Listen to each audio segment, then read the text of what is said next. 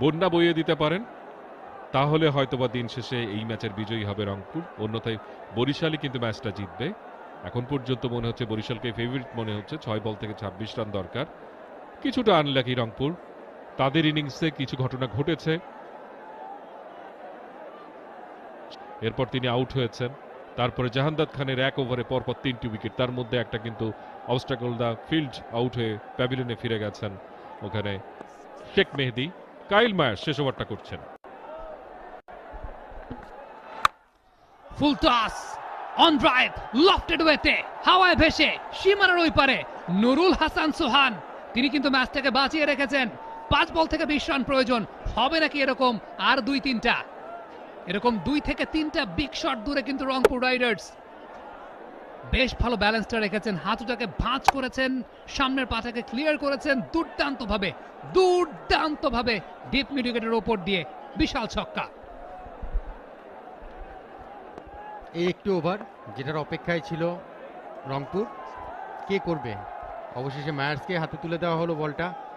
Inform batter, ওভারের প্রথম ওভারটা করেছিলেন, শেষ ওভারটা করছেন, এবং পরের বলটাও কিন্তু সোহান চমৎকারভাবে বডি পজিশন তৈরি করেছেন। ফাইন লেগের উপর দিয়ে 4টি মারলেন, 4 বলে 16 রান, অবশ্যই পসিবল। এবং এখানে কিন্তু শাহিন শাহ আফ্রিদি বা জাহানদাদ প্রমিনেন্ট কোনো বলার নয়। মায়ার্স আমরা জানি অকেশনাল বল করেন, দ্বিধাবোধ করবেন না। 4 বল থেকে 16 রান। নুরুল হাসান সোহান তিনি কিন্তু ম্যাচটা এখনো জাগিয়ে রেখেছেন। 3 বল থেকে 12 রানে অপরাজিত রয়েছেন তিনি। আবারও চালিয়েছেন mid wicket, deep backward square leg দিয়ে, কিন্তু বল এক বাউন্সে চলে গেল সীমানার বাইরে। বরিশালের টেন্ট কিন্তু আমরা দেখতে পাচ্ছি তার এই জায়গাটায় তার স্টক পেস এবং স্লোয়ারের মধ্যে পার্থক্যটা খুব বেশি নাই। সো ব্যাটারের জন্য আইডেন্টিফাই করাটা খুবই সহজ, খুবই সহজ, বিশেষ করে বল যখন পুরানো হয়ে গেছে। যাচ্ছেন কাইল মায়ার্স, প্রস্তুত নুরুল হাসান সোহান, ক্রিজের ডেপথটা ব্যবহার করেছেন। What a shot, what a shot, what a, কারণ ম্যাচটা কিন্তু খুব ভালোভাবেই এখনো পর্যন্ত রংপুর রাইডার্স রয়েছে। 2 বল থেকে 6 রান। কাইল মায়ার্স আসছেন, এই বলটি যদি হাওয়ায় ভাসিয়ে বাউন্ডারি ক্লিয়ার করতে পারেন কিনা দেখা যাক। 1 বল আগে ম্যাচটা জিততে পারে কিনা ওখানে। বলতে বলতে চমৎকার প্লেসমেন্ট, বল কিন্তু সীমানার দিকে যাচ্ছে। 4! যেটা বলছিলাম, এমন একটা সমীকরণে কিন্তু তিনি ম্যাচটা নিয়ে গেছেন, যেখানে 6 বলে 26, যেখানে ফেভারিট ছিল বরিশাল, সেই ম্যাচটা কিন্তু এখন এই মুহূর্তে মনে হচ্ছে রংপুর রাইডার্স তারা কিন্তু ফেভারিট। 1টি বল 2টি রান।